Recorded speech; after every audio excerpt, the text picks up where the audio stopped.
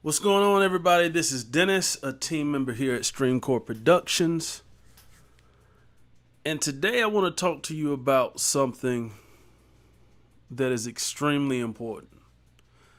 Today we want to talk about how to scale your business. Now, this is a subject that I'm touching on because one of you sent me an email. Ernest Jacobs, I got your email. You were asking questions. You happen to be in the same business as me, which is videography, digital marketing, and things of that nature. But this video is for any business owner, any small business owner, I'm going to say, because we're not going to get into major corporations or anything of that nature, but any small business owner that is interested in scaling your business. I got a few tips for you today. If you would, please like this video, share the video, and subscribe to the channel. You can check out our channel by searching Streamcore Productions on YouTube, and you can see other videos we've done. Last week we talked about lead generation. We've talked about many different subjects. We've given reviews on different cameras, and we got one coming up soon about mics that you can use. But today, again, we're talking about how to scale your business and why it's important. And why you need to follow these steps to go from being a freelancer in videography or any business or brand that you're in into more of a business that's much more profitable. So, again, I appreciate you joining us today. Let's go ahead. Let's get into it.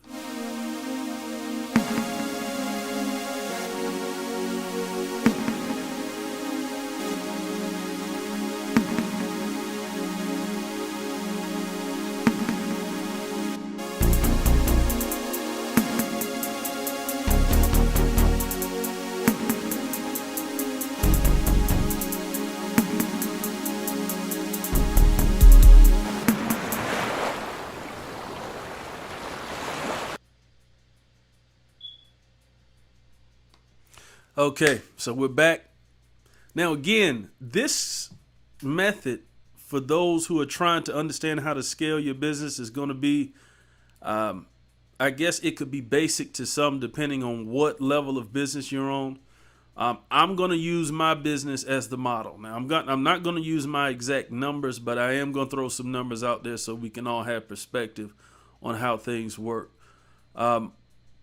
One of the things that you really need to do is replace yourself. That's pretty much what scaling is in the examples that we're going to use.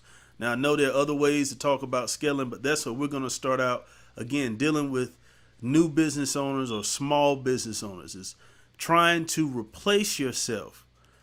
And let's start out with this first slide. Now, on this first slide at the top, you see it says cost, not profit. The first question I want you to ask yourself is, who do you need in order to replace yourself? Again, in my example, we're just talking about the videography services of the business. In order for me to do video production for someone, I would need a project manager, which is probably the job that I would end up doing in this hypothetical situation with me first starting out scaling. I would probably speak to the client and coordinate everything, which is something that the project manager would do, make sure that everybody's in place. And not only do you want to think about how you replace yourself, but let's talk about what is your hourly rate right now. Speaking from a videographer's perspective, today we're going to use $250 an hour. Really good number, is easy to add, so we're just going to use $250 an hour. And then you have to think about how much a project manager would cost per hour. Now, we're going to use the example of a 4-hour video shoot. So a half-day shoot. And from that perspective, we'll move forward. In our hypothetical situation, it is a 4-hour shoot. Project manager is making $30 per hour. And we're charging $250 an hour from the client. Then we need a director of photography, or videographer, cinematographer. So many different ways you can name that. But we're not talking about a major movie. We're talking about doing a wedding or doing a commercial for a small local business. So we have a director or a DP, a director of photography. And that director of photography, hypothetically, is going to charge or get paid $25 per hour. That person also needs a helper, somebody to come in and bring some bags in, somebody to help set up equipment. They may not have a lot of skills in this area, but they might be an apprentice. It might be someone young who's trying to get some experience. $15 an hour. Then we need an audio tech or an audio engineer, someone who knows how to use studio software on a high level, knows how to place mics, knows the best place to place mics, and knows how to block off sounds so you don't have a lot of echo and things of that nature. And not only that, they'll probably go and mix and master that later. So the cost for them is not over. They're going to come and be a part of the shoot, but then they have to do some mastering later. And then we'll need a lighting tech. And this is all hypothetical. It doesn't mean that your business is at a level where you need to hire all of these people or that you even thought about hiring all these people. This is just our example. Now, audio tech or audio engineer, $20 an hour. Lighting tech, $20 an hour. Now, the next thing that videography is doing, now I'm speaking to the person who wrote me the email asking me to cover this. Don't just charge the person for, and this is for, he's doing digital marketing commercials for businesses. So you have to think about marketing and write the content properly. So I also do a brainstorming session. Now, the people involved are going to be paid. So if I just do $250 an hour, that $250 an hour we talked about, I'm going to have to pay them out of that.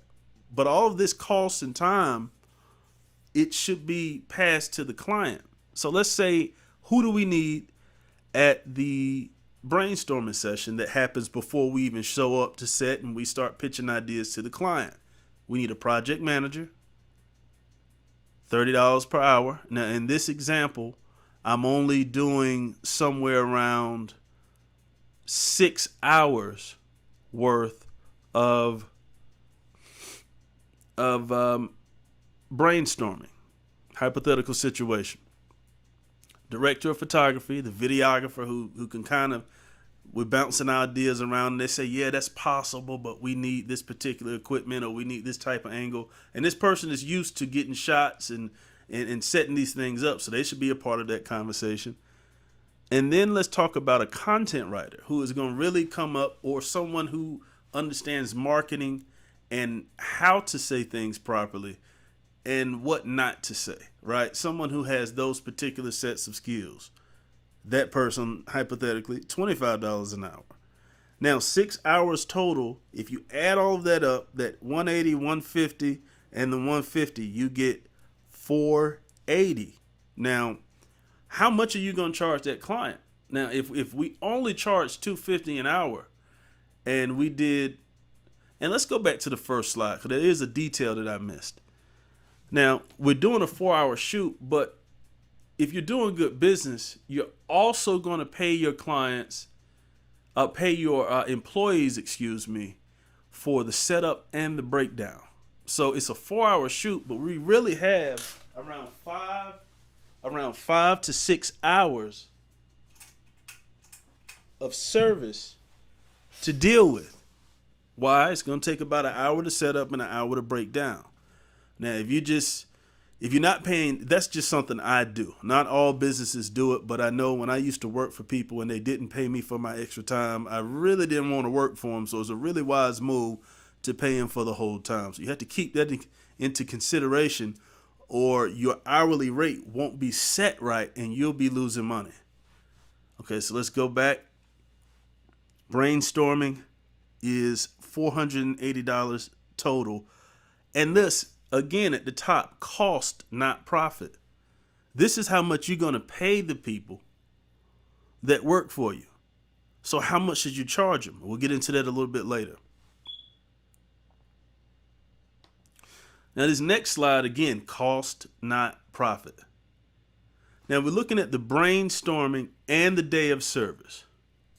Plus, we have to have the video, we have to have an editor for the video.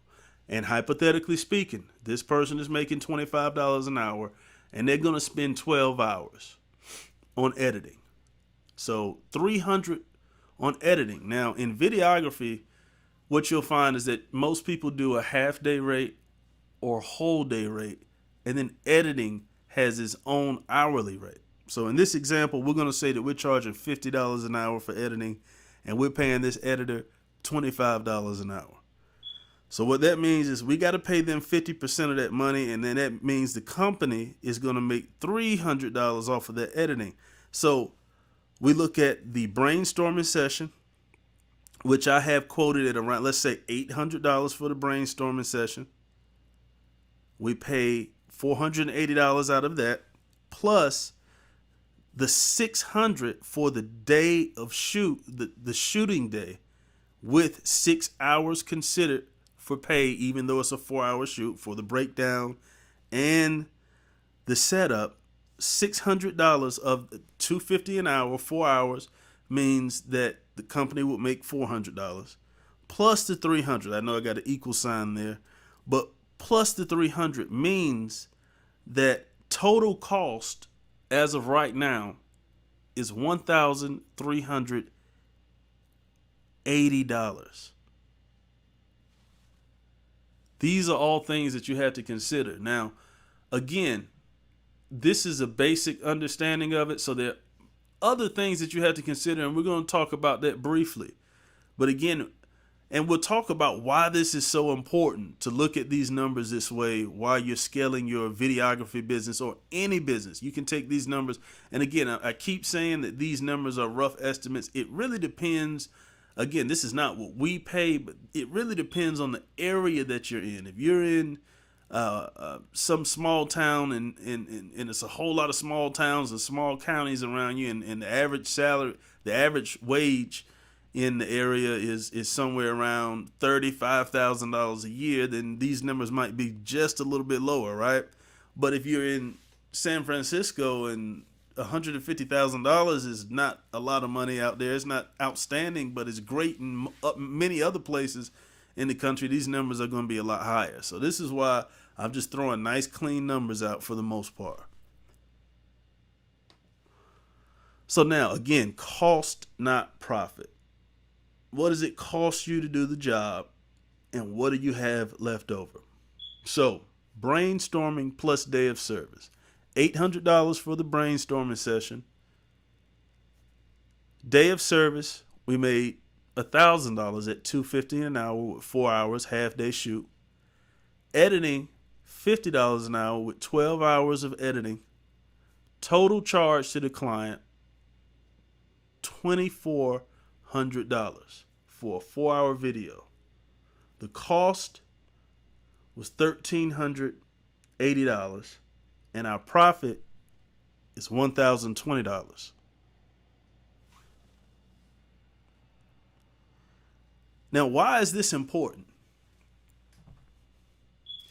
If you want to go from being a freelancer to starting to build a more sustainable business, a business that can continue to go, even if, let's say, you get sick with coronavirus now in these times and you have to quarantine for 10 to 14 days, so you don't want your income to stop.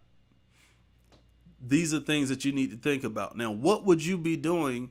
I know I've heard a lot of people say you need to stop working in your business and start working on your business. And I think it's a really great statement. The most important thing that you should be doing is making sure that you have a marketing plan and that you are building relationships with your clients. Now, we talked about leads last week, so if you haven't seen that video, go check that out. It's on our page. We have 2 videos talking about leads, and I actually reviewed our own video last week about leads and how you have to communicate with these people over a long period of time. This week, I've locked down 3 jobs from people that I wasn't even sure if they were going to really spend money with the company. I've been talking to these people for months. One person has been around 6 to 7 months, and now they're just putting deposits down. Okay, so again, like I said on the other video, just because you got a lead does not mean that your job is over. You have to build relationships. You have to be prepared to for the long haul in order to convert that client. And so it's extremely important to not get stuck in your passion of holding the camera, in this example of videography, and be able to move away from that and get into working on your business, thinking about the future, looking at your competition, seeing what they're doing well, comparing it and seeing what they're not doing well, making sure that the person who answers the phone for your business is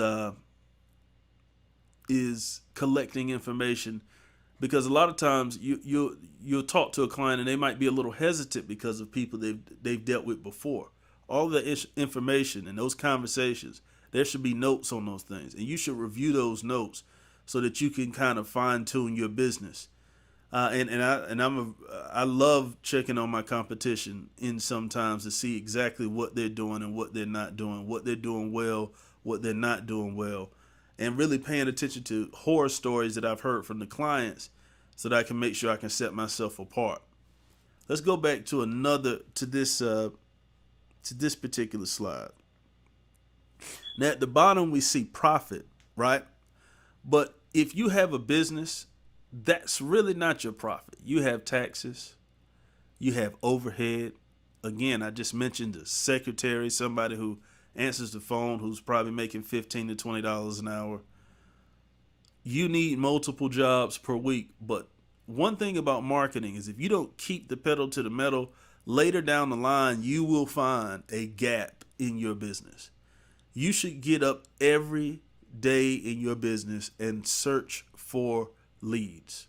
You should have a Facebook ad running, some Google marketing, maybe some email marketing or text marketing. You should always be focused on that. But if you're a one-man band and you got a deadline for a client, you just shot a video. Matter of fact, you're out shooting a video, but someone's calling to inquire about services. And that might be where you start. You start by finding a good videographer and a good helper to help that videographer. And you let that videographer know that, listen, you're going to be responsible for capturing the audio. You're going to be responsible for setting up the lights. There are a lot of different ways to do it until you get to the level of having all of these type of employees. But it's definitely, and again, like I said, this is for any person who's in business. You just have to look at what I'm saying and start to apply it to your business. If you make products and you have a good clientele base, take the loss initially so that you can focus on your marketing and connecting with clients. Nobody can sell your business as well as you do. Nobody has that same passion that you have. You need to talk to clients and focus on your marketing. You need to communicate with clients and build relationships. You have to let the work go. And you have to create something that is self-sufficient and it can continue to move even if you're down. Now you have something that can continue to give you money over time. Even, like again, if you're not able to work, the business can continue to go. And so again, there are taxes. You might need somebody to answer the phone. There are other things that you have to consider. So this is just rough. But that $1,200 is a lot less than you going and making that $2,400. But now, since you're focusing on marketing, instead of you being able to do 1 or 2 or 3 jobs a week, if you're pushing it, if you're doing everything, the editing, if you're doing the setting up and breaking down and the videography and the marketing, you're going to miss something because you're too busy trying to do everything. And that's the importance of this conversation. That's the importance of scaling your business, is making sure that you take the loss in the beginning to reap the benefits later, as you focus on marketing and following up on leads. Now, again, I'll say it again because I know some new people have joined. When you're talking about when you're talking about leads, you can go check out the video we did last week about leads and following up on those leads. Having a plan even before you launch your marketing campaign or your video marketing campaign or whatever it may be. Having a plan and having certain things in place so that you're not just out there doing it off the top of your head, right? You want to have a plan. So go check out that video. Make sure to like, share, and subscribe. This is a quick video. Somebody emailed me about it. I appreciate your email, and I wanted to make sure that I got it to you this week because I know you said that you really wanted to get out there. So I put this together for you. Is anybody else, if you have a video, a question, or concern, make sure to send us an email. You can email us at contact@streamcoreproductions.com. That's contact@streamcoreproductions.com, and we will definitely do our best to answer those questions for you. Make sure to subscribe to the channel and hit the like button on the way out. Appreciate your time. We'll see you next time.